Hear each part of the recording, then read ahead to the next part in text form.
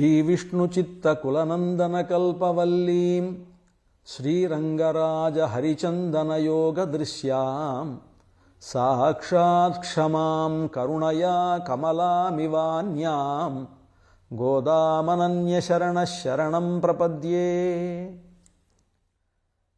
ధనుర్మాసం ప్రారంభమై ఈరోజు 8వ రోజు. ఈ 8వ రోజున గోదాదేవి మరొక గోపికను ఆవిడను నిద్రలేపి తమ సమూహంలో చేర్చుకునేటువంటి విధానం ఈ పాశురంలో కనిపిస్తుంది. కీழ்వానం వెళ్ళెన్ నెరుమసిరువీడు మేయ్వాన్ పరందనహాన్ మిక్కుళ్ళ పిళ్ళహళుం పోవాన్ పోహిన్నారై పోహామల్ కాత్ ఉన్నై కూవాన్ వందు నిన్నోం கோது கலமுடைய பாவாய் எழுந்திராய் பாடிப்பரகுண்டு மாவாய் பிளந்தானை மல்லரை மாட்டிய தேவாதி தேவனை சென்று நாம் சேவித்தால் ஆவாவென் ఆరాయిందరుళేలోరెంబావాయ్. మనకు గోదాదేవి, కొంతమంది గోపికలు, అలాగే నిద్రపోతున్నటువంటి గోపిక. నిద్రపోతున్నటువంటి గోపికకు ఈ గోదాదేవి తెల్లవారింది అనడానికి చెప్పేటువంటి గుర్తులు ఇవన్నీ కూడా కేవలం ఏవో నిద్రపోతేటువంటి వాళ్ళని లేపడం కోసమని ఈ గోదాదేవి ఏదో చెప్తున్నది, తెల్లవారింది అనడానికి ఏవో గుర్తులు చెప్తున్నాయంటే కేవలం అంత మాత్రం చేత ఈ ప్రబంధానికి ఇది గొప్ప ప్రబంధం, ఇది గొప్ప విషయం అనడానికి అవకాశం లేదు. ఇక్కడ ఆ విధంగా చెప్పడంలో ప్రత్యేకమైనటువంటి అంతరార్థములు అనేకమైనవి ఉన్నాయి అని గత పాశురంలో భరద్వాజ పక్షులను గూర్చి ప్రస్తావించారు. ఆ భరద్వాజ పక్షులను గురించి ప్రస్తావించడంలో ఉద్దేశం ఏమిటనంటే భరద్వాజ మహర్షి మనకు తోచాలి. భరద్వాజ మహర్షి మన భారతదేశానికి, సనాతనమైనటువంటి ధర్మానికి చేసినటువంటి గొప్ప సేవ తెలియాలి, ఆయన గొప్పతనం అనేటువంటిది మనం గుర్తించాలి అనేటువంటి అభిప్రాయం దాంట్లో కనిపిస్తుంది.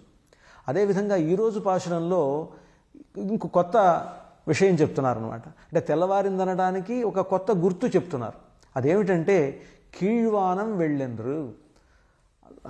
గోపికను నిద్రలేపుతున్నారు. అమ్మా నువ్వు నిద్రలేచి మా గోష్ఠిలో చేరు అని గోదాదేవి లోపల ఉండేటువంటి గోపికను నిద్రలేపగానే లోపల ఉండేటువంటి గోపిక అడిగింది, తెల్లవారిందా అప్పుడే అంటే అప్పుడు ఈ గోదాదేవి చెప్తున్నారు కీழ்వానం వెళ్ళెన్రు. కీழ்వానం, కీళ్ అంటే తూర్పు దిక్కు, కీழ்వానం అంటే తూర్పు దిక్కున ఉండేటువంటి ఆకాశం వెళ్ళెన్రు తెల్లగా అయిపోయింది అంటే ఏమిటి, తెల్లవారింది అని అర్థం అనమాట. అంటే తూర్పు దిక్కున ఉండేటువంటి ఆ ఆకాశం అనేటువంటిది తెల్లబడింది అంటే తెల్లవారుతున్నది. కీழ்వానం వెళ్ళెన్రు అని చెప్తూ వెళ్ళెన్రు ఎరుమై శిరువీడు మేయ్వాన్ పరందనహాన్. ఆ గేదెలన్నీ ఉన్నాయే, గేదెలు ఎలా ఉంటాయంటే నల్లగా ఉంటాయి. నల్లగా ఉండేటువంటి గేదెలు ఆ మేత మేయడానికి శిరువీడు మేయివాన్. శిరువీడు అంటే ఆ మంచులో తడిసినటువంటి చక్కగా లేతగా ఉండేటువంటి గడ్డి, మంచులు, దాన్ని ఏమంటారంటే శిరువీడు అంటారు తమిళంలో. ఆ లేతగడ్డి మీద మంచు పడింది, మంచుతోటి అది ప్రకాశిస్తూ ఉండేటువంటి ఆ గడ్డిని, ఆ లేత గడ్డిని తినడానికి గేదెలన్నీ కూడా తాము కట్లు విప్పుకొని పరిగెడుతూ వెళ్ళిపోతున్నాయి అన్నమాట. ఇక్కడ చెప్పడంలో చూడండి అందం. తెల్లవారింది, తెల్లవారిందనగానే చీకట్లు వెళ్ళిపోతాయి. గేదెలన్నీ నల్లగా ఉంటాయి కదా, నల్లగా ఉండేటువంటి గేదెలు చీకట్లు అనమాట. అంటే తెల్లవారుతూ ఉండగానే ఎట్లాగైతే చీకట్లు పారిపోతాయో చీకటి వర్ణంలో ఉండేటువంటి నల్లనైనటువంటి గేదెలు అవన్నీ కూడా పరిగెత్తుకుంటూ వెళ్ళిపోయాయి. ఎక్కడికి వెళ్ళాయి అంటే శిరువీడు మేయివాన్. శిరువీడు అంటే లేతనైనటువంటి మంచుపడినటువంటి గడ్డిని మేయడం కోసమని అవన్నీ కూడా పారిపోయాయి. ఎరుమై శిరువీడు మేయివాన్ పరందనహాన్. ఎలా అంటే సూర్యుడు ఉదయిస్తే చీకటి ఎలాగైతే వెళ్ళిపోతుందో ఆ విధంగా గేదెలన్నీ కూడా పారిపోయి వెళ్ళిపోయాయి. మేయ్వాన్ పరందనహాన్ అనగానే ఆ లోపల ఉండేటువంటి గోపిక అన్నది, సరే ఆ గేదెలు వెళ్ళిపోయినాయి, అలాగే కొంతమంది మీరు నోము నోయాలని అనుకున్నటువంటి మనమంతా కూడా కలిసి నోద్దాం అనుకున్నప్పటికీ కొంతమంది వెళ్తున్నారు కదా, నోము నోయడానికి, నోము నోచేటువంటి స్థలానికి వెళ్ళిపోయి ఉంటారు కదా. అంటే పరందనహాన్ మిక్కుళ్ళ పిళ్ళహళుం పోవాన్ పోహిన్నారై పోహామల్ కాత్ కొంతమంది వేగంగా ఆ వ్రతస్థలానికి వెళ్ళారమ్మా, కానీ ఆ వెళ్ళేటువంటి వాళ్ళలో కొంతమందిని ఆపి మనం అందరం కలిసి ఈ వ్రతం చేద్దాం అనుకున్నాం గనక ఎవరికి వాళ్ళు వెళ్ళి ఎవరికి వాళ్ళు వ్రతం చేయటం కాదు, అందరూ కలిసి సంఘ రూపంలో ఉండి ఈ వ్రతాన్ని చేయాలి అని వాళ్ళందరినీ పిలిచి పోహామల్ కాత్ వాళ్ళ అవతలికి ఆ వ్రతస్థలానికి వెళ్లకుండా కొంతమందిని ఆపి పోహామల్ కాత్ ఉన్నై కూవాన్ వందు నిన్ను పిలవడం కోసమని నీ వాకిటి ముందు మేమంతా కూడా నిలిచి ఉన్నాము. అంటే అందరం వ్రతస్థలానికి వెళ్ళాలి, అందరూ కలిసే వెళ్ళాలి అని చెప్తూ ఇక్కడ చూడండి వేదమంత్రం చెప్తున్నది సంగచ్చధ్వం సంవదధ్వం సంవోమనాంసి జానతాం దేవా భాగం యథా పూర్వే సంజానానా ఉపాసతే. వేదం చెప్తున్నది సంగచ్చధ్వం సంవదధ్వం అందరూ కలిసి నడవండి, సంవదధ్వం అందరూ కలిసి ఒకే మాట మాట్లాడండి.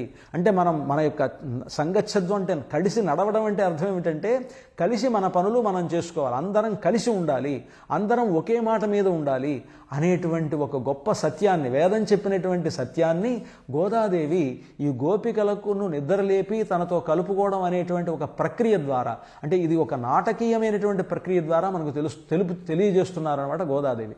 కనుకనే ఉన్నాయి కూవాన్ వద్దు నిన్ను మా గోష్ఠిలో కలుపుకోవడానికి, నిన్ను పిలవడానికి, నిన్ను నిద్రలేపి మనందరం కలిసి వెళ్ళడం కోసమని కూవాన్ వందు నీ వాకిటి ముందు నిల్చునున్నామమ్మా.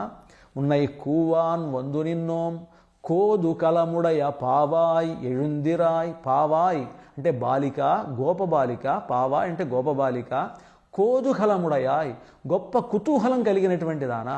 కుతూహలం ఇదేని ఎందు కుతూహలం, కుతూహలం అంటే మనం ఇది సాధించాలి, ఇది చేయాలి అని ఒక రకమైనటువంటి కుతూహలం కలిగి ఉండడం. అటువంటి ఒక ఆధ్యాత్మిక చింతనలో, ఆధ్యాత్మిక సాధనలో కోదుకలముడయ పావాయ్ గొప్ప కుతూహలం కలిగినటువంటి పావాయ్ ఓ బాలిక, గోపబాలిక ఎഴുందిరాయ్ నిద్రలేవలసింది. పాడి పరహొండు మావాయి పిళందానే మనం ఏం చేయాలి అని అంటే పాడి భగవంతుణ్ణి పాడాలి. పాడి పరహొండు భగవంతుణ్ణి పాడితే ఆయన మనకు పరై ఇస్తాడు. పరై అంటే ఏమిటి అర్థం? పరై అంటే ఒక నోము చేయడానికి దాంట్లో ఒక రకమైనటువంటి సాధనం. నోము చేసేటప్పుడు వాయిద్యాల్లో పరై అనేటువంటిది ఒక వాయిద్యంట. కానీ ఇక్కడ పరై అంటే కేవలం వాయిద్యమేనా అంటే ఆ వాద్యం మాత్రమే కాదండి. పరై అంటే పురుషార్థం అని ఒక అర్థం. ఏమిటా పురుషార్థం? మనం ఏదైతే కోరుతున్నామో కోరేటువంటి పురుషార్థాన్ని భగవంతుడు ఇస్తాడు గనక అటువంటి పురుషార్థాన్ని ప్రసాదించేటువంటి భగవంతుని ద్వారా ఆ పురుషార్థమును స్వీకరించి పాడి పరహొండు ఎట్లా ఆ పరై అనేటువంటి దాన్ని స్వీకరించి మనం భగవంతుని కూడా సంకీర్తనం చేయాలి. మావాయి పిళందానై మల్లరై మాట్టియ. మావాయి పిళందానై కేశి అనేటువంటి రాక్షసుడు ఒక గుర్రం రూపంలో వచ్చాడు కృష్ణుణ్ణి సంహరించడానికి. అప్పుడు మావాయి పిళందానై ఆ గుర్రం రూపంలో వచ్చినటువంటి ఆ రాక్షసుణ్ణి ఆ గుర్రం నోట్లో చేయి పెట్టి రెండు చేతులతోటి చీల్చిబడేశాట కృష్ణ పరమాత్మ. ఆ విధంగా కేశి అనేటువంటి రాక్షసుణ్ణి సంహరించాడు గనక ఆయనకు కృష్ణ పరమాత్మకు కేశవుడు అని పేరు వచ్చింది. కనుక మావాయి పిళందానై దుష్టమైనటువంటి గుర్రము రూపంలో వచ్చినటువంటి కేశి అనేటువంటి రాక్షసుణ్ణి పిళందానై చీల్చివేసినటువంటి వాడు. మల్లరై మాట్టియ చాణూర ముష్టికులు అనేటువంటి ఇద్దరు మల్లుల్ని మల్లయోధులైనటువంటి వాళ్ళని కంసుడి సభలో ఉన్నటువంటి మల్లయోధుల్ని మల్లరై మాట్టియ సంహరించినటువంటి వాడు.